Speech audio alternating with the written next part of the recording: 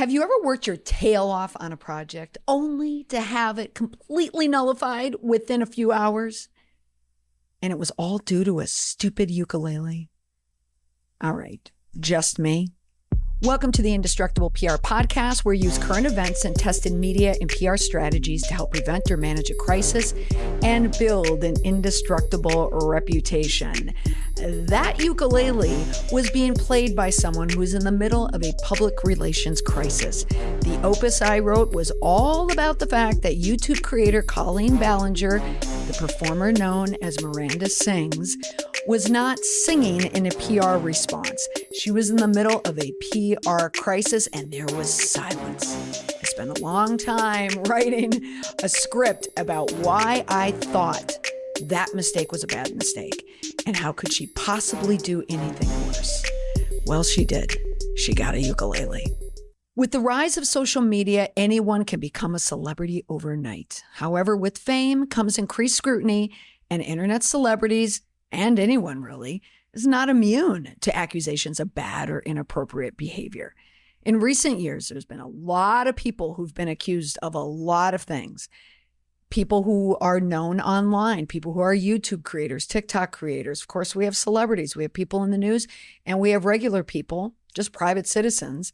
Their actions end up somewhere online, and then sure enough, they end up in a news story. So in this episode, I'm going to discuss a recent case. It's a case study about Colleen Ballinger and her PR crisis that she is dealing with now. If you have the time, this is a recording of a live stream that I did last week on YouTube. Because I was without a podcast, it was already recorded, it was done, it was produced. It was great, by the way. But it was nullified because part of the podcast was all about the fact that she didn't do a response to her PR crisis. This crisis is about allegations against her for grooming. And when you hear the word grooming, many people think of sexual grooming. They think of sexual inappropriate behavior. But grooming, by definition, is like a predatory term that can be used for a number of different reasons. But it's one that has painted Colleen Ballinger into a corner. So in this episode, I want you just to drop in on a live stream that I did last week. It was a little over an hour. And I'm talking about what she went through, what the allegations are, the press stories about it, and then this new ukulele response that I have never seen before. It's a new type of PR crisis protest song where she's going to deny everything that happened. And she's going to do that with a ukulele. Take a listen. Now, the Colleen Ballinger, for those of you that don't know, she has a successful vlog account. So she has two brands. Really, there is the Miranda Sings, but there is Colleen Ballinger. But most know her from her sketch character that debuted in 2008, which I was surprised to hear it went that far back. You've seen all the photos, the almost vaudevillian lipstick around her lips, the slick back dark hair, the exaggerated caricatures, the singing, all of this, the off key. She's rude. She's entitled, but she can sing. It's cringy internet humor, millennial humor. It's also someone who started out on YouTube. And I think a lot of people assumed, I assumed that she was just a YouTuber who just kept at it, became famous, but that's not the case. And this is important with her, that Colleen Ballinger should be framed what she is. She's a trained performer. She's not just some random person that decided to hop on YouTube. She trained for it in college. She majored in vocal performance in college. So then she fell into the social media YouTube ecosystem. Megan Conley, yes, I love that every PR crisis is a social media crisis. You can stamp that, you can tattoo it everywhere. That will not change for a long, long time. James did a deep dive this morning. It's really unsettling. That is a good word for it, because it is unsettling because of what the headlines are. For the people who weren't familiar with her, like when I first Googled, I saw Colleen Ballinger grooming. That's third rail. If you've ever heard me talk about third rail PR crises, that's third rail. It's when you touch it and you get that jolt. And it's really, really difficult to recover from third rail PR crises without a very well-structured, well-written, well-intentioned response. Did we get that? We'll discuss that. Okay. So at the height of her popularity in 2016, so Miranda Sings was one of the faces of YouTube stardom. Her audience, this also matters, when they're younger and when we're talking about millions of subscribers, when younger people latch on to a brand and they get excited, right? These are younger people. We're pre-pandemic, we're pandemic, where kids aren't in school anymore and they're just watching people and they're becoming closer and closer and closer to these personalities, but they're still in that parasocial stage.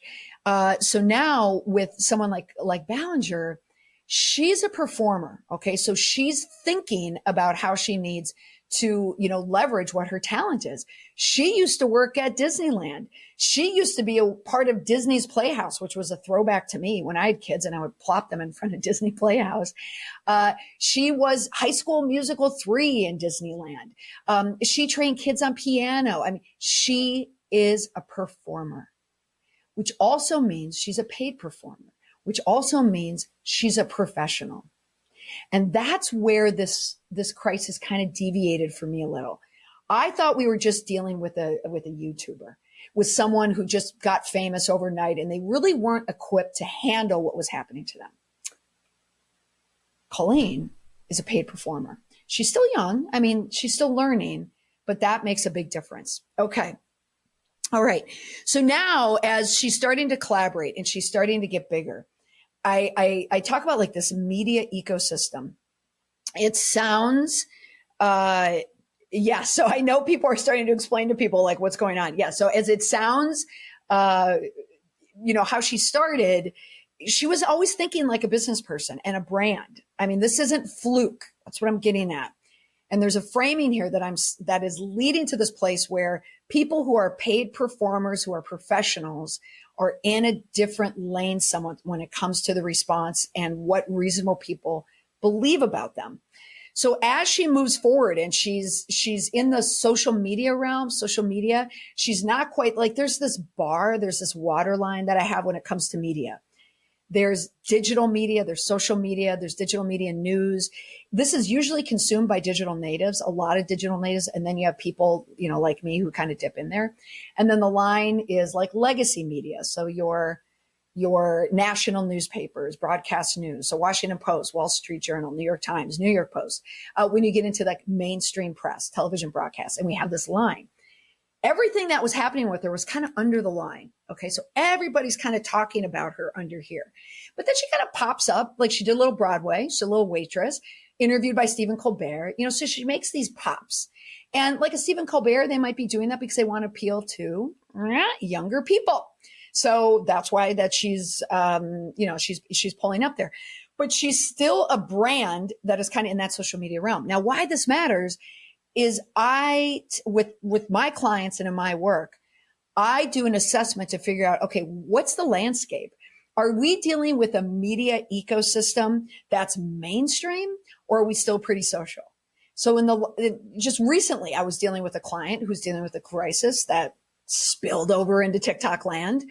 And as we were monitoring and watching it, what I wanted to do as their PR person, like, I just want to keep it with the digital, want to keep it just social media, digital. People can complain online. That's fine. But we don't want reporters to come in and nab it and bring it and make it bigger. So that's what we're always watching. Yes, she had a Netflix show as well. Okay. So now let's move forward into all of this. When people tend to come up, and thank you for explaining who she is in the chat. I appreciate that you're all doing that. As she's moving up and becoming more popular and she's starting to build her brand, when you have brands like that, you make money. You make some serious, serious money. Money is going to be a factor as well. That's going to come into our ukulele response. All right. When people start to rise, they like to bring people with them. Second bananas work when you bring family around. Jimmy Kimmel brings his family in there. Howard Stern has Robin Quivers. Conan O'Brien had Andy Richter. Like, you think about all of the little second bananas out there. Also in YouTube land right now, there's, we have a lot of people that just have, like Joe Rogan, for instance. It's not just Joe Rogan. He has, his team of people. That's like a format choice that people make. Colleen chose to do the exact same thing. She brought in her team. So she had her best friend, Corey. She had her ex-husband, Joshua. She had her brother, Trent Ballinger, in there. So it's people who you can bounce off of and you can banter off of. But when your team is in the private space and all of a sudden they're public, the guardrails are a little different, okay? Because they're not professional performers. They're not pros. They're just people who are online. So now sometimes you wonder, like, what are the judgment calls? Yes, HuffPost enters the chat. Yes, Dandelion Official, it did. So now when you have other people coming in and they are not paid performers, what you're getting now is a different sense of the landscape. You're getting a different sense of what she's operating in. Colleen is operating in a space where she's the professional performer, but she's also with people who are not. She's surrounding herself with that. She's also swimming through a sea of followers and chats and live streams and all these parasocial relationships of people worshiping her and telling her that she's amazing. So what does that do psychologically for someone? The moment where you get big is a very important moment because and actually, who said something like this was Emily Rose.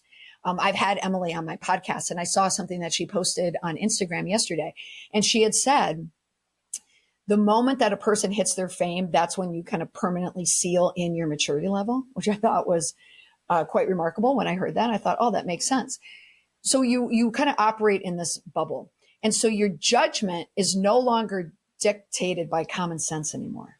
It's dictated by the people you're surrounding yourself with. So all of your fans who love her, are you saying and her sister too, and her sister-in-law? Okay, thank you for sharing that. And all of her fans. So what happens is your radar starts to move, your moral code starts to move, things start to shift, and you kind of lose sight of the horizon, if I could throw every metaphor in there. And people start to make poor judgment calls when they are in a public space. Add to that a live environment, people interacting, and sometimes people do things off the cuff. It's unprepared. So this is the type of environment that creates an environment where you can be exposed and where you can make mistakes. And then people will latch on to those mistakes and then do something with it. Now, with Miranda, we have the cracks are starting to form. And as many of you are talking about in the chat here and you're explaining, and thank you so much for telling people what they're doing. We're starting to see the behavior points here. It's as if Colleen, in my research and looking and watching and following what other people are saying as well, is these questionable interactions start to come up, as Jody's pointing out. It's one person does one thing and there's a reaction in an audience, or one person does another thing and there's a reaction online and everybody loves it. And we keep pushing and pushing and pushing. And the behavior becomes riskier and riskier and riskier. What's happening, there's even psychologically, you're getting these dopamine hits as they happen. You almost get addicted to the charge. And when behavior like this goes unchecked, it continues because there's a reward system. Someone on YouTube is going to make more money. They're going to get more likes, more follows, more share, more interactions, more popularity, more money. I do think what Colleen was trying to do, though I don't know this, but by looking at her business choices, she wanted to be mainstream. She wanted to be marketed. When you have a Netflix show, you're mainstream. So when we start pushing that, and then we get sponsorship, next thing you know, she could get another streaming show. She could be on a broadcast network, whatever it is. She could get a movie, full feature, whatever it is. There's aspirations there. But when aspirations mix with poor judgment, mix with no adults in the room, you have a perfect place where you can get into trouble. Okay. So now let's get into the crisis. So thank you for bearing with me, and thank you for everyone in the chat. Dandelion Official, my dear, thank you so much for helping people out here. It's like you're working as my producer, like telling people and all the other people who are explaining it. So thank you. So, all right. So this is good. So now let's go into the situation itself.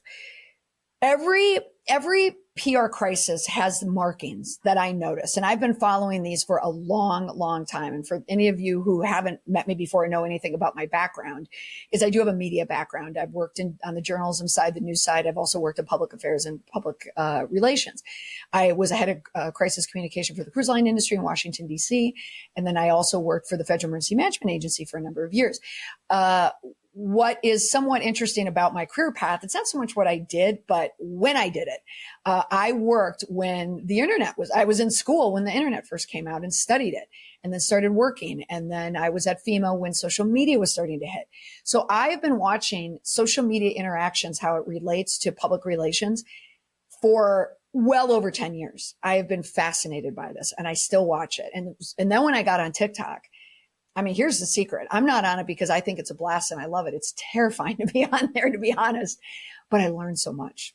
And I learned from watching, and I learned from watching other crises happen. And I learned from people just like you, sharing information and giving me your feedback and telling me what you think, what works, what doesn't. When this thing happened yesterday, when I looked at that ukulele, it wasn't just me thinking. I thought, well, what do other people think of this? And gosh, 99% of you think the same way. Okay.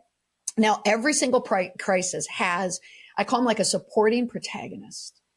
It's a character in a story that creates the story. So you could think of, just think of a lot of crises that are out there. If you go back to, I don't know why this is coming to me. I don't know. Maybe I just saw her on social media, but Julia Roberts was in the movie Erin Brockovich.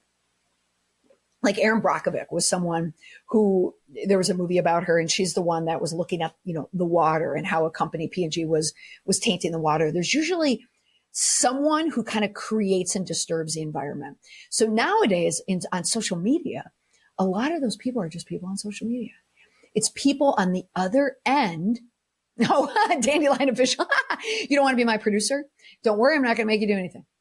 But there's always someone who is in a parasocial relationship in some cases, but it's someone who's watching from the outside, or they're a customer, a consumer. There's someone who's attached to it. Okay. So they have buy-in. So whether it's a company or a brand or a celebrity or a YouTube star, you can define them in any way, right? Like a fan, a customer, a follower, a viewer, whatever it is. There's always someone. When that someone feels victimized in some way, that's when the problems begin. There's usually always a victim. So with every single client I work with, I always get to this question, and I ask them, we have to identify who the victim is.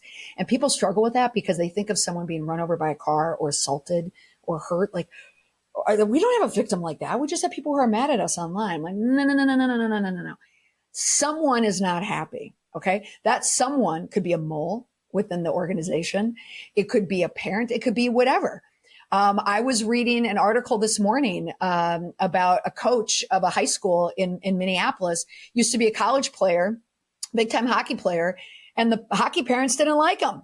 So a couple anonymous hockey parents, like those were the victims. Their daughters weren't getting enough ice time. So you know what I'm saying? There's always a victim. So the victim in this case, our protagonist, was Adam McIntyre. So at the time that he connected with Colleen, he was 10 years old, an Irish kid who lived in Brighton, England, or as they say, even in Boston, Brighton. And it was Adam McIntyre is the one who had this parasocial relationship. But here's where we start to delve into the problems and the choices that Ballinger made. That parasocial relationship became a personal relationship when there was interacting. So in other words, Adam McIntyre was able to break through the fourth wall. And when you do that, that's when the relationship changes. And Ballinger has admitted that that was a mistake to do that. It gets dicey when you do that. So now we have Adam who's growing up. Now, Adam was bullied in school. He was struggling in school, but he found solace in YouTube and YouTube characters, and Ballinger being one of those people, definitely. So I see that you're talking about Trent. You're talking about the brothers. Yes. Okay. So anyone who's not aware of what's going on, definitely go into this chat. There is very, very good explanations happening in there. So now Adam is the one who's coming forward. So Adam is the one who posted videos to YouTube, and Adam is the one who's being quoted in a very, very damaging story. There's a lot of stories out there, but the one that I read in Rolling Stone was a good account of what is happening. Now, that story is written by C.T. Jones, and I'm familiar with C.T. Jones' work. They do culture reporting, viral things happening on the internet, like a lot of news beats out there. It all becomes about culture and the internet. So CT's story really dives deep into what happened. Interviewed Adam McIntyre. Now, I'm looking for in the interview, I'm looking for these words that tell me what happened and why it happened. Okay, so now we have, I want to read you part of the quote in this story. Now, also, CT, the reporter here, they did speak to 4 other fans and said that Ballinger had the same access where she kind of opened the door, gave fans behind the scenes view of what was happening there. So the reporter just didn't speak to one person. So they did a good job there. Also important to note in the story, Ballinger, Trent, and DeSoto did not respond to multiple requests for comment from Rolling Stone. So the effort was definitely put in there to contact them. Okay. Now, let's also talk about a few other people in terms of putting it in context, because the Rolling Stone story talks about this as well. The HuffPost article was really detailed as well. Yes, 100%. Holly Burgess, I do not believe she has a PR team. I have to do a pin in that because I got to come back to that. That's a great question, because we're going to talk about, was there a PR team involved?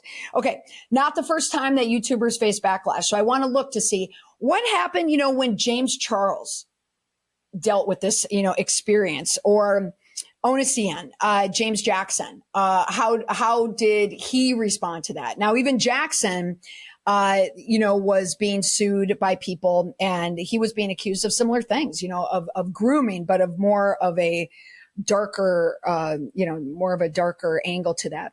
So he's denied the claims, and he's scheduled for mediation in 2023. Now, in terms of the age of consent, in the UK, it is 16. In the US, it's generally ages 16 to 18, depending state to state. Another example would be Andrew Callahan. I featured him in a podcast, episode 224, analyzing the apology statement, the Andrew Callahan example. And diving into that episode, I looked at his response as well and what he did.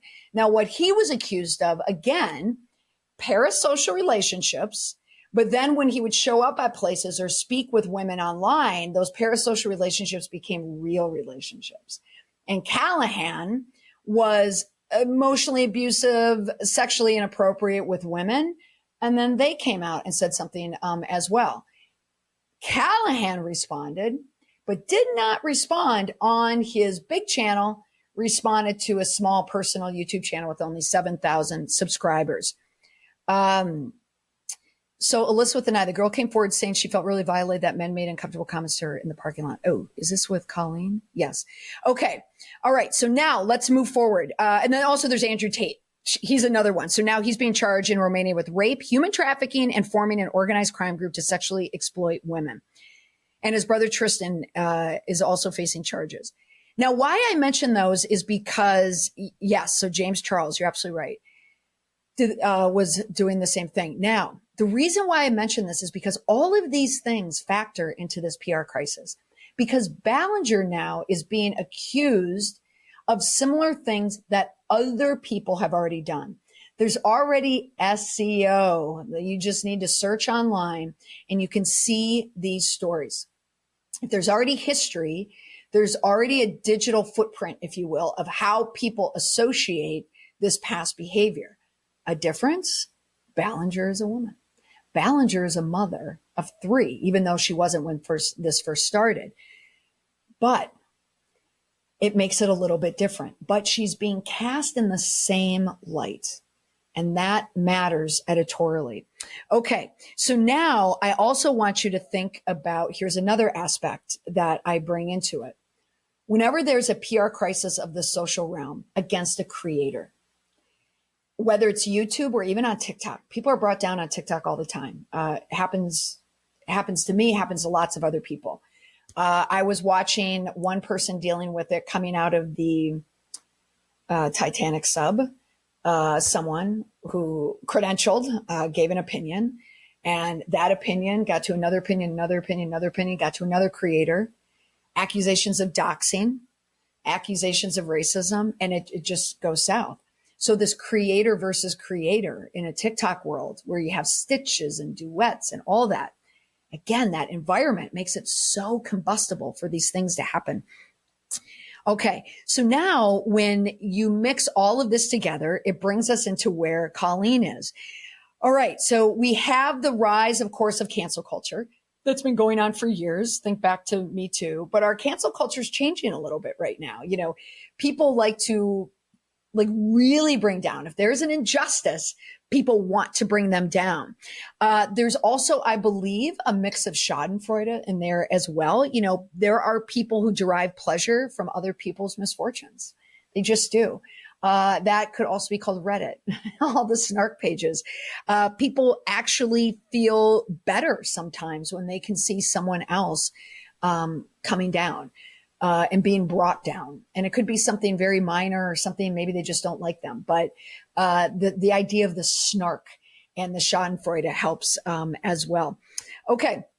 Now, and then add into that mix, which is a very 2022 to now, is the press.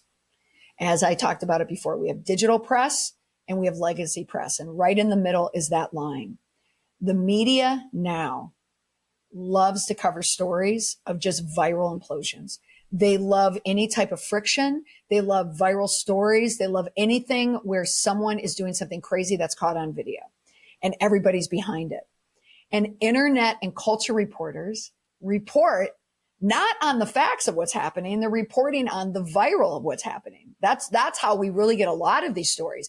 And in some cases, we have generative AI just writing the stories. We even have people behind the stories. They just go on TikTok and they download a video and then they put it up in words and then they slap it on an article. And the reason why I know it is because I get Google alerts for them all the time with my name. And I can see it. It's like, oh my gosh, that's just someone who put a TikTok into ChatGPT and then just put it out on a website. All of this fuels where we are right now. Okay, now let's bring it back to Ballinger and McIntyre. So the first time McIntyre met Ballinger was in 2014 on a tour stop in Dublin. I want to read directly from the Rolling Stone article because we have clues into what's happening here. And I think anyone else can kind of figure out, like, moving forward, if you're here and you happen to be in PR, you follow PR, you work in it, or comms or leadership, whatever it is, or you're a student and you're just interested in it. These are the things what my brain looks for. Okay. So McIntyre said it was very professional when they first met. I was a fan and she was a celebrity. That's the moment the lines of the parasocial relationship blurred and it morphed into something else. But after they met again in person in 2016, McIntyre says their friendship became real. So now McIntyre, who's young, is having a real relationship with an internet celebrity. Or I don't even have to call her internet. She's a celebrity. Okay. So now the two went from talking through tweets to direct messaging, where, according to screenshots reviewed by Rolling Stone, they would discuss the comedian's content, as well as more serious matters like her online haters and impending divorce from then-husband Joshua David Evans. Adam was 14 at the time. Ballinger was 29. That is one of those big red X siren moments where Ballinger was at a point in her career, what she was doing, that the line was crossed. Clearly, a mistake was made. We have the ukulele response right now. That line alone is one reason why the ukulele did not make sense. Why it was a bad response. That. Okay, so now this is a really, really, really important line. I was looking at this quote. I was looking at it like this golden opportunity of trust. I'm coming back to that word. McIntyre says, and I in the moment really didn't care if it was morally right or wrong because I was just grateful that she was talking to me and not anyone else. It made me feel like I know something that other people don't. They know Miranda Sings, but I know Colleen. When the protagonist, the supporting protagonist, creates or a supporting protagonist, the reason why they typically start the crisis, and it's not the full blown crisis, but it's when it starts, is when the word that McIntyre used, trust. My entire job is built around trust. My job. When I work with clients, they've lost it. My job is to help them regain it. That's when Ballinger lost it. The fact that McIntyre used the word trust, that is key. That's how you know, that's the markings of this character is going to come back and is going to be a big part of this crisis. Okay. So, and if the moment, and I say this on my podcast all the time and even on TikTok, the moment trust wavers is the moment you're on the precipice of a PR crisis. That is when the crisis started, is when McIntyre said that. Trust is a cornerstone of a brand's reputation, and when it crumbles, a PR crisis looms on the horizon. So that's the marker. That's it. So when you're like me, if you're watching a PR crisis, watch the moment that the trust is lost with an important stakeholder.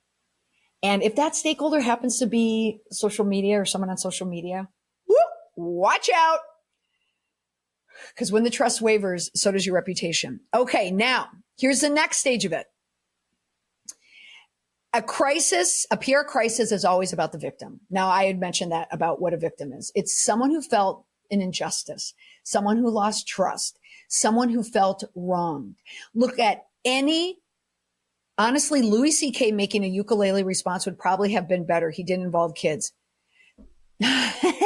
Louis C.K., Jessica, like that's a great person to bring in because, right, he was canceled in the Me Too phase, right? And he sat it out and his behavior was gross, with other women, and it's absolutely sexually inappropriate. And the reason why it took so long for it to come out is he was doing it to women that he knew and fellow comedians. And they weren't going to come out and bring him down. But similar, I mean, we could put this right back to Ballinger, right? No one is there to tell Louis C.K., Louis, yeah, this isn't good. This isn't going to work for you. This is going to turn out bad. It's very similar. It's very, very similar. But Louis C.K. did it to someone who brought it out. There was some victim in there who wanted to see some justice done. Every single TikTok put down that you see where everybody gangs up with that social media vigilantism where everybody dumps on this one person. Usually there's people or someone who's triggered at the other end. And that trigger could be something that the original creator has nothing to do with. And it could be ableism. It could be weight. It could be racism. It could be abuse. It could be emotional abuse, physical abuse, financial abuse. There's just so many triggers that people have. You just don't know. But that's the making of a victim. And when there's a victim, there's usually a PR crisis. Okay. So now when you think of internal victims, in my world, it could be like your employees, people who work for you.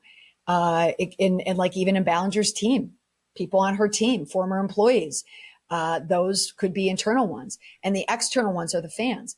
Adam McIntyre was internal. He was on the inside. He wasn't hired by her, but he was helping her in her job. So the question of Colleen even having a team, you know what? This brings up a good point about, about people having teams. I remember, when I would dive deep into Reddit threads in different rooms, like Ilaria, Baldwin and Rachel Hollis, they always ask, where's the PR team? Or their PR team must be going crazy, the PR team. I don't think there's a PR team, but we're going to come back to that. Okay. Now, speaking of victims, so Johnny Silvestri was someone who worked on tour with us. So he was on the inside. Something happened in that relationship. Maybe someone in the chat could tell me what happened there. But there was some potential falling out as well. Now, Colleen Ballinger now, so let's move up to, we're in the summer of 2023. She is still touring. She's still out there. She is touring right now. She has tickets to sell. Tickets have been sold. And really, there can't be anything worse than performing during a public relations crisis. I cannot imagine how stressful that would be dealing with that. So Johnny came out. So in one of the videos, the live streams, or I saw a video of a live stream, and someone was filming people booing at a concert that she had last week, I believe, booing at her, but also still some of the behaviors that she used to do with people in the audience, but now she was doing it with her husband on stage. Oh my gosh, Kevin Spacey. Let me be frank video. Maya Lisa. Oh God, you have to explain what that is. Did Kevin Spacey come out with a video where he explained what happened? Oh my gosh, I have to Google that. So Johnny was a fan at first, then a friend, and then she hired him. So boundaries. Ballinger did not have them. And a lot of people online, it's not like they have big teams and big staff. So I think it's very reasonable to assume that she was just doing this on her own, doing it with her then husband, doing it with her friends, maybe hiring a virtual assistant here, maybe an assistant here, a Johnny Silvestri here. And you keep growing and growing and growing and growing. But again, you don't have those guardrails. She abandoned him when he was a little late to a restaurant they were supposed to meet up at. She ordered food for him and said he owed her. Is that true? Oh my, was that the end of Johnny Silvestri? Was it because he was late to a restaurant? Okay. Well, she dumped him and that makes him a victim. So now Johnny gets into the mix. And these are, again, all of the factors that lead into a public relations crisis. This was a tweet. I'm actually very bothered by Eric, that's her current husband, laughing like a giddy schoolgirl after Colleen made that tasteless joke referring to this situation last night. So this is currently on tour. It makes me believe that they're making jokes like that behind the scenes as well. No remorse or any regard for other people. Gross. That tweet is somewhat telling and also has some of these markings in here. So Johnny is giving an opinion. So Johnny's inside. He's an inside victim. So he's been, victimized. He maybe was let go. Or as you said, if that story is true, he was late to a meal and he was let go. He did not like the behavior on stage, but also the fact that he says it makes me believe they're making jokes like that behind the scenes as well. He doesn't know that. He doesn't know it for a fact. He doesn't know that. He's filling in the blanks here. And then that's another factor in a PR crisis. We definitely have facts in this story, but there are a lot of facts that are being filled in. A lot of the cracks are being filled in by fans, by former fans, just by, speculation. And a lot of speculation tends to run rampant on social media. And it fills in these cracks of a crisis that make it very difficult. I think, okay. No, sorry. Oh, Adam, gotcha. Okay. Adam is the one with the restaurant. Got you. Okay, correction. But one of the things with Ballinger here, which is triggering her ukulele response, is important, is in that tweet, is Johnny Silvestri made an assumption. And if she goes online and she sees all these people talking about her, making assumptions, it also clouds your judgment to think, no one really knows the true story. Everybody's lying. Nothing is true. Nothing makes sense. And then when you have this insular environment where it's your team of your husband and buddy and siblings, your world is so small and you're not getting decent counsel. You're not getting good counsel. So that's another reason why I feel she doesn't have a team. Now, she has an agent. She has to, I would assume she has to have an agent. I mean, she's doing Netflix deals. She has to have an agent. Do I think she has a PR person? No, not at all. Not at all.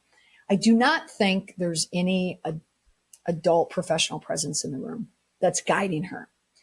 So the shows that she's on right now is there. The shows are there for a reason. She needs to make money. She sold tickets. Could be that the money's already spent. Could be, I don't know. I'm not saying this is truth. We don't know. It's pure speculation. So she has a lot of money. There's no doubt about it. But when you're faced with a crisis like this, you need to bank as much as you possibly can, because now she's playing roulette. And this is just my opinion from watching it from the outside and from doing my research. She knows what people are saying. She knows what's true. She does. And she knows what's not true. The difference between the public opinion and her opinion is how it's weighted morally. She might not think it's that big of a deal, but other people on the outside think this is wholly inappropriate what you're doing right now. You cannot do this. This is wrong. So I think she's surrounded by a lot of yes people, a lot of people who are telling her, you're fine, you're fine. Now, another mark that happens in these types of PR crises when people don't respond and why they don't respond. And here is where my recorded podcast went. I did this whole section on why I didn't think she was responding at all. Because before the ukulele video, we had nothing. We just had her on the road. She was touring. That was it. Oh, is that true? The tickets are discounted to $3. Oh, wow. Okay. So money's on the line. And there is a consequence with every single PR crisis. I mean, it's no different. I mean, look at Bud Light. I mean, that's a PR crisis of money. They lost money. They lost a ton of money. And that was my TikTok about yesterday, was doing the story on that. Okay. All right. So now let's go back to Colleen. Now, what do victims usually want? So think about these victims. Mitchell, I don't think she's ever needed a PR team, but I bet, yeah, that's true. People always assume that people have PR teams. No, like a PR person is a luxury. And PR strategy is different from a publicist. I'm not a publicist. I've worked as one, but I am not one. I have a client and we had to bring on a publicist to get press. That's an entirely different skill set. I can do it, but I'm not great at it and I don't want to do it. I'm strategic. I would bet everything she does not have a strategic person counseling her at all. There could be a family friend who's a lawyer or something like that. She may have a lawyer involved just because of money and what's happening. But in terms of guidance, strategic guidance, no. Oh, the tour is canceled? Okay, I need confirmation on that. Okay, I need confirmation on that. Okay. So she's going to have, because she's in entertainment, she's going to have an agent. So she's going to have representation, definitely. She's probably a lawyer in the mix because you're negotiating deals. So all of that is there. But what we're getting at is we do not have someone, I believe, based on the ukulele response, who she trusts as a person who could give her strategic outside counsel, and that she takes it and takes that advice. I'm just saying in my expertise, no, she doesn't have that, because no one, and I mean no one would tell a person who is accused of grooming minors inappropriately to reply with not just a song, but with the ukulele. Now, victims in a PR crisis, they want validation. They want vindication. They want visibility sometimes. Many times they just want an apology. Sometimes they want an admission of guilt. They're hurt. They want to see something happen. Look at Adam McIntyre. That is your victim. That is one of many, right? Or at least the 4 that were quoted in this Rolling Stone story. So when you look at any type of crisis, look for the victim, okay? And look at what's happening. And I think what Ballinger is looking at right now is she is not thinking that she did anything wrong based on the ukulele response. Okay, one last thing about the response, what she should have done, and then let's talk about the ukulele response, and then we'll talk about what I think she should have done. Okay, now the ukulele response, I know some people online were saying that she sang the song as a way to not have it shared because it's copyright. I don't know. I had tagged a lawyer on my post yesterday, Heather, on that. There's a merit to that. I don't know. I'm not a lawyer. I'm not an intellectual property lawyer at all, but there's something to that. I also think that there's a strategy in there too, why she did it. So let's just get into why I think she did the ukulele. It could be because of the copyright. There's that. But also, this story is not going to, like, the news media cannot grab a clip of her apology if that's a copyright issue. So what you're doing is you're limiting the exposure of your response. So this is very similar to when people put a response on Instagram stories. So I've done a couple of posts like that, where at first I thought she was singing to get around PR team's contract, but now it says she probably doesn't have one to make a million. Okay. John Sanders says you can get tickets in Omaha for $35 to $90. Interesting. Yeah, but the status of her shows. Yeah, Mitchell, the tickets are like $35. Okay, so the show must go on, and the show still goes on. Okay, we see. Anyway, so the ukulele response. It could be a song because of copyright issues. I don't know. We need an intellectual lawyer to tell us that, property attorney. I also believe that when you do a 10-minute video, you have to take it in 10 minutes. So if the press is going to cover it, they can include a link to the video because it's a public video. And right now it is at 2.5 million views. Woo! All right. But it's 10 minutes. I think it's 10 minutes for a reason. I think that was strategic because if it was quick in and out, it would have been consumed by even more people. But how many people have listened all the way to the end?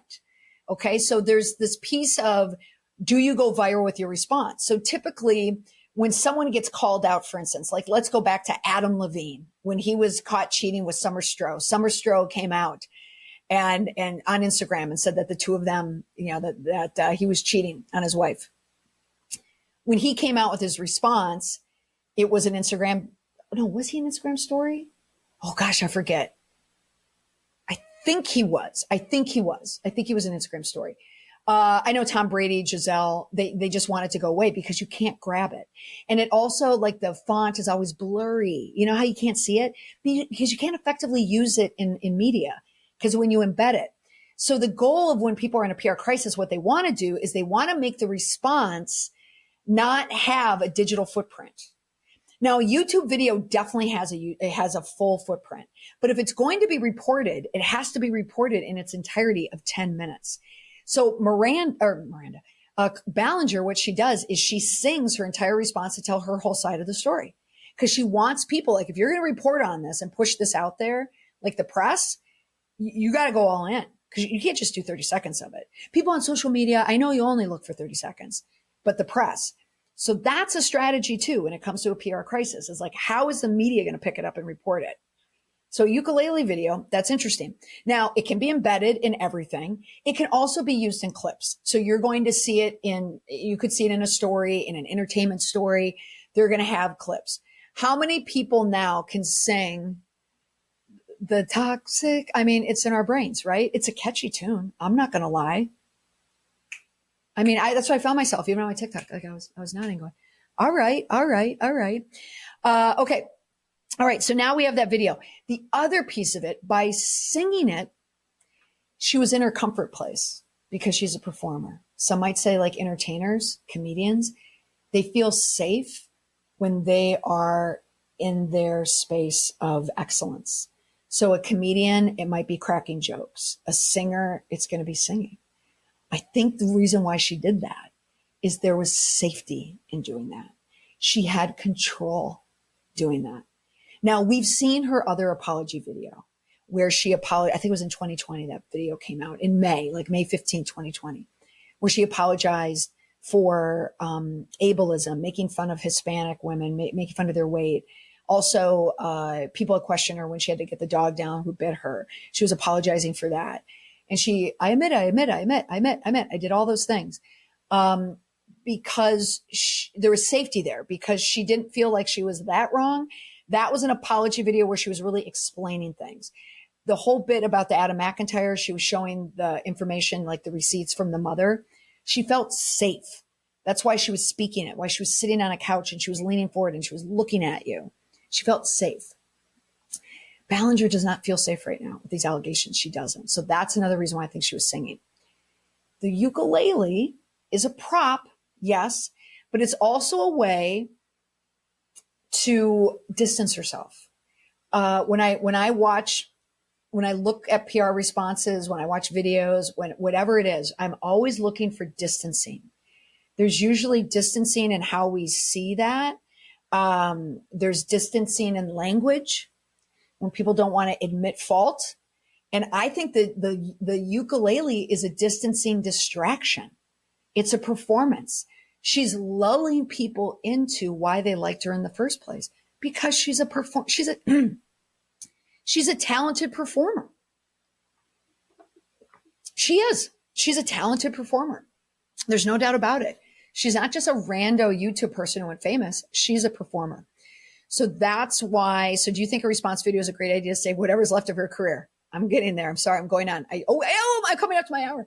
And here's the reason why it's wrong, or why the ukulele didn't work. It made for a great ditty. I'm not going to lie. It was a great ditty. Her voice, the affect, the inflection, it was great. It was spot on. If it wasn't a PR response to a crisis, and not just like a regular old crisis, but the accusations and the fact that they're not unfounded. Now, there's a lot of unfounded. So this is where, now in fairness to Colleen, I said I didn't want to be 100% dumping on her.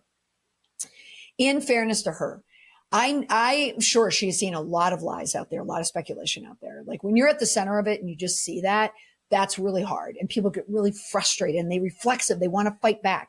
Every single client I have in a PR crisis, they always want to fight back. When we're having one-on-one conversations, I just tell them, like, tell me, let it out, let it out, let it all out. Okay. Because they want to. Some people let it out in their public response. And that's what she was doing. She was letting it out, but she did it in her safe space. The reason why the ukulele, I don't even need to tell anyone because you all know the answer. You all know the answer.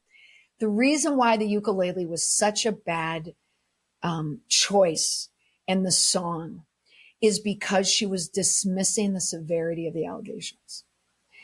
One of the things that I will give her is having the word grooming attached to her name.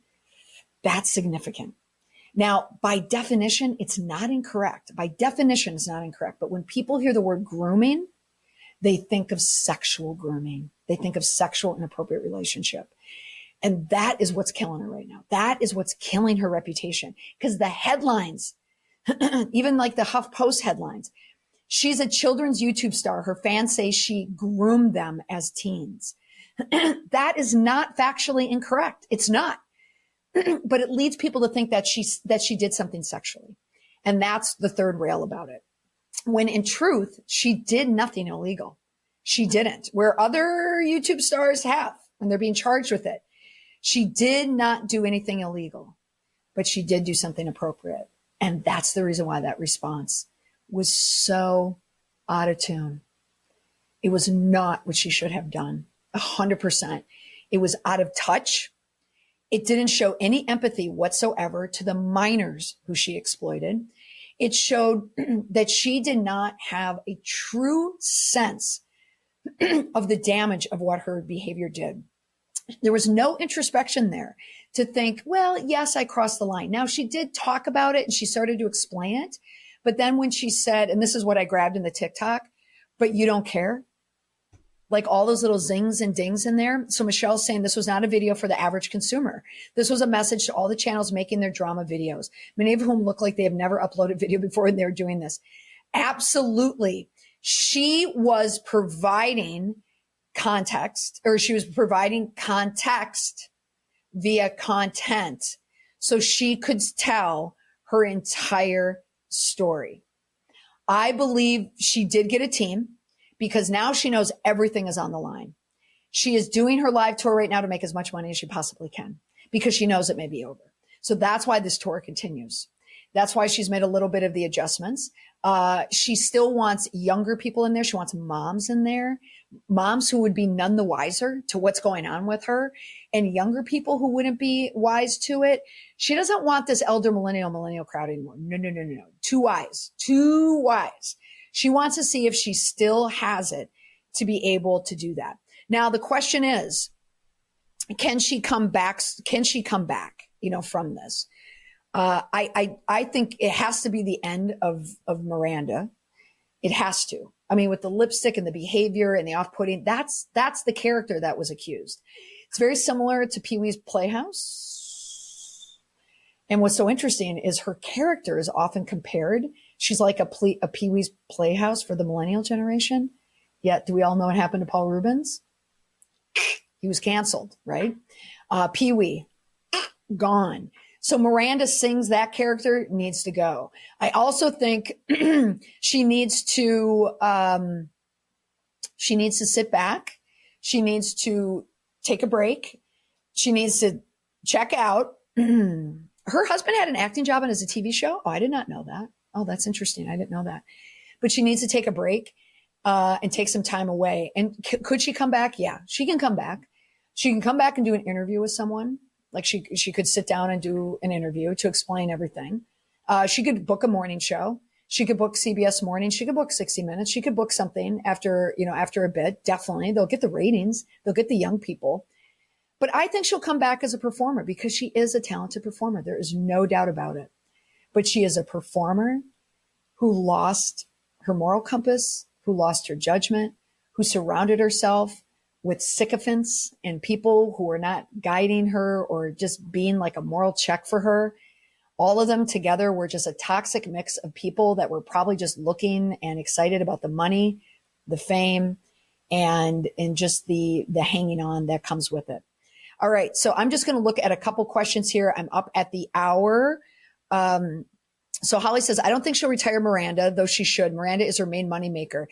I don't disagree with you, Holly, on that. I do not disagree with you on that. I just don't know how she can. Unless Miranda changes something and sits out for a while so Miranda can appeal to younger people. Because Miranda was a hit and became huge, at a time when YouTube was peaking, when creators were peaking. We're in a different environment now. So we don't know if it's going to change, but you could absolutely be right. What was wrong with Pee-wee? I thought the actor got pinched whacking. Yeah.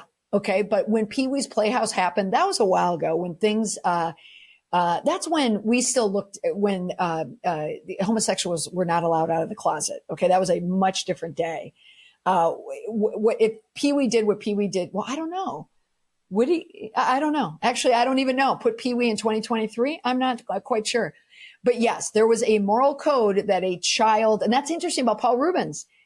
Paul Rubens was like a morning show character, but we all knew he was for adults.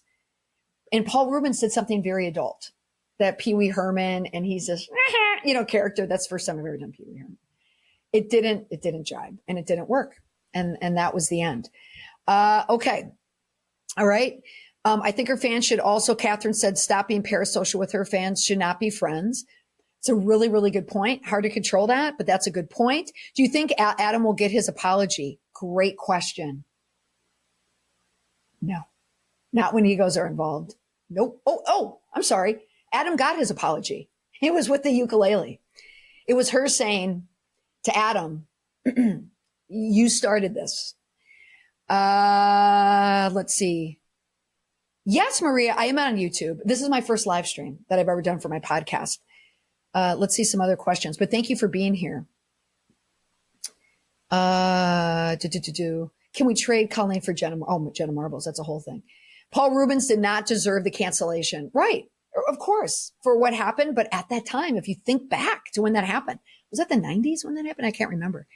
She's got to be terrified of Child Protective Services. If these are unfounded, I would hope.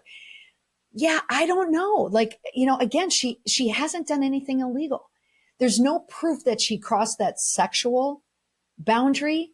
These are just grooming in terms of grooming fans via parasocial relationships. That's what makes this different. This is what makes it different.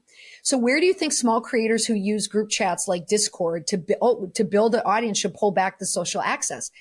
Great question, Abby. I love that statement. I think what it is you need to have the interaction. Like, look at all of you. I'm only doing this because you guys are here. All of you are allowing me to do this. All of you are allowing me to run a business because you're all here. I would never want you all to go away. But it's how we view these relationships. I view people who follow me.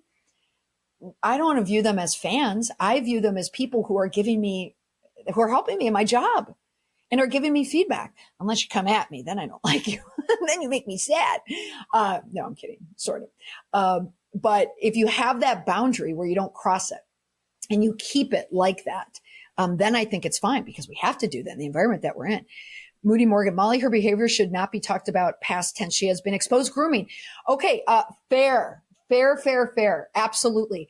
But, the choice of the past tense is because that's when all the accusations are.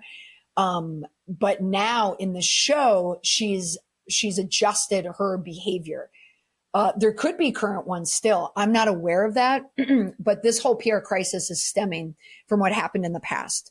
But fair enough. Due to Paul's arrest for indecent exposure, his show was ended. Yeah. So he was arrested. So there was criminal. And that's usually what happens when there are criminal charges. That's always the flag, contractually, where people can get fired. The way she Elizabeth, with the way she manipulated her fans to make her do things for her that is unpaid labor and illegal in America. Yeah, a lot of people do it. She asked Adam for nude pics as a child. Did she do that? She sent him underwear. So the underwear in the mail, I saw that because I saw that from her apology video. But can that possibly be true about Adam? Because if that's true, that's against the law. Okay, Michelle, cancel culture is out of control. She needs to take accountability to those individuals. They seem to have those receipts, but the rest of the trainees. So Michelle, I'm going to, Michelle, you have a point there because you're speaking from another viewpoint. You're not counter to it. It's true. I agree with you. Cancel culture is crazy town. And even on TikTok, how very, very quickly a creator who's just a private creator all of a sudden gets absolutely eviscerated because a pile of people will stitch and duet and take things out of context. And then we're going to cancel people. And this mobilization of canceling, that's what if anyone wants to know what I do for a living, that's why I get hired. Someone is in the process of being canceled. There's a group that is mobilized against them. And you're right. So many times someone has an agenda on the other end of it. And I look at that person, I'm like, oh, what is their agenda? And how do we get around it? But sometimes these cancel moments are justified. Many times they're not, but sometimes they are. But a very fair point, Michelle. Fair indeed. If a man, I lost this, sent underwear. I lost that. Heather, if a man sent underwear to an underage fan via mail, he would be facing harsher consequences. You're right. And what she was saying is that it was merch that was sent to her. But you're right. It's gray. These are all the points that make it gray. Catherine, yes, but we don't need to have access to your personal life. We don't want to be friends with you. No offense. No offense taken. But we just want to hear what people have to say. Yeah, that is the case for many, many people. But for many, it's not. It's not. Are there any YouTube creators that are popular with kids who aren't creepy? Yes. What is her name? Is it Miss Rachel? Is that who it was? My babysitter. She just had my old babysitter, had a baby, and she told me all about Miss Rachel. And Miss Rachel was getting canceled by conservatives. Yeah, Heather, she crossed the line by having sexual conversations. Yes, I totally agree with that. And that's why she should not have done the ukulele. Angela, do you feel like the accusations of Colleen being a groomer and predator might debase what a groomer and predator actually is? Angela, yes. And if there's any defense of Colleen that I will say this, of Colleen Ballinger, is that part of her PR crisis is getting that negative, I don't want to call it glow because it's not a glow. Let's call it the taint of the word groom. There's such negative connotations with that. So I do think there's like this confirmation bias that they assume if anyone's a groomer, they have to be a sexual groomer. So that's a big part of it. So also the fact that she's called a groomer is what allowed her to kind of eke out of this, because she could come back and say, excuse me, you're calling me a sexual groomer? It gives her a little bit of an out. Isn't that it? That's the twist to all this. That's what's giving her a leg to stand on. I read Adam say that he would go on record saying he was groomed. This is turning into a legal case fast. Well, like technically he was groomed. By definition, he was groomed. But what type of grooming was it? But that's true. I mean, we'll see. Like with every crisis, right? There's always something else out there. She is a groomer and a predator by definition. Exactly. You're 100% correct on that, Dandelion Official. By definition, she is. Yes, Miss Rachel makes videos for kids that are like learning songs. I know. Oh my gosh, I went down the Miss Rachel well. What a talent. But I kept looking at her thinking, you and your composer husband put this together in your living room and you're making, oh my gosh, like my Miss Rachel moment. But Miss Rachel, I mean, that is a good person who you can tell wants to help like babies and mothers who are exhausted. I forgot about now everybody's shouting out for Miss Rachel. I know. And then she took a break because everybody came at her. Okay. So I'm going to break here in a couple minutes, but I just want to get to some of the, I feel like groomers becoming the new narcissists. Yeah. So you're saying that people throw the word around a lot. Yeah. Fair. People throw around narcissists, but people who've dealt with narcissists in real life, they know what it is. But yeah, similar, the word groomer. I'm with you on that. I am with you. Let me go back a piece. So I don't want to. John, Colleen Ballinger singing a ukulele response to my grooming allegations was not on my 2023 bingo card. No kidding. All right, everyone. I know it's work for a lot of people. It's lunchtime is coming to an end for a lot of people on the East Coast. I know for my Central viewers, you're probably just getting into your lunch. I want to thank everyone for hopping in on my first live. I really appreciate it. This was not planned by any means. It was here simply because Ballinger came out with the ukulele response after I had an entire podcast about why she didn't want to do the response. And the answer was, I think she wanted to coast through it as long as she could, till she got to the point that she could no longer do it. It was as simple as that. She could not do it any longer. All right, everyone. I want to thank you for all your time. I'm going to do this again. I really appreciate it. Also, before I go, I'm going to post this. I'm going to edit it a bit. I'm going to post it to the podcast on Tuesday, the Indestructible PR podcast with Molly McPherson. It drops every Tuesday on all of your podcast players. Also, I do have a community. It's on the 5 platform. It's a new platform that came out in June. It's PR Confidential. It's like the PR Insider's Guide. I put information in there, and the reason why I like it, I moved from Patreon over to this platform. One, because it has a free tier. I love the fact that it's just free. Patreon was paid, and that stressed me out that I had to provide paid content that was different from all my other content. But also the feature that I love is people can ask questions. So if you want to ask any questions, go over to that site, sign in. It's free. And you can ask questions and then I'll answer them. And other people in the community can chime in as well. And there are other layers to it as well. There are paid, but if you're someone who works in PR, wants any PR advice or any of that, I'm more accessible in that area, but by no means, you do not need to do that. I have a training coming out this summer on how to survive a social media crisis like this one. And I'll be offering it to there. So it's just getting discounts on trainings that I have, but I would love to have you just in the free community and have people chatting. So you can head over there. You can answer questions there. Of course, you can join me on TikTok, Instagram, And yes, James thanking Dandelion Official for all the help. Dandelion Official, I know you do not officially want to be my producer or the second banana here, but thank you so much for chiming in with all of your facts on the history there. And also for everyone else who helped people in the chat by answering the questions that I didn't. Incredibly helpful. Thank you so much for joining me. Sarah F., I see you there. Thank you for sticking this one out. I really appreciate it. I will definitely be back, everyone. So also head on over to 5. I try to get to all my responses in TikTok, but it is so difficult to do. But I answer everything in this 5 platform. So it's 5.me/Molly McPherson. And when you log in, you'll see, ask me a question, and go on in there and ask a question. And right now I'm answering all of them. So if you want to join it, I'd love to have you there. All right, everyone. Thank you so much. I really appreciate it. I enjoyed chatting with all of you. Let's definitely do this again. Bye for now.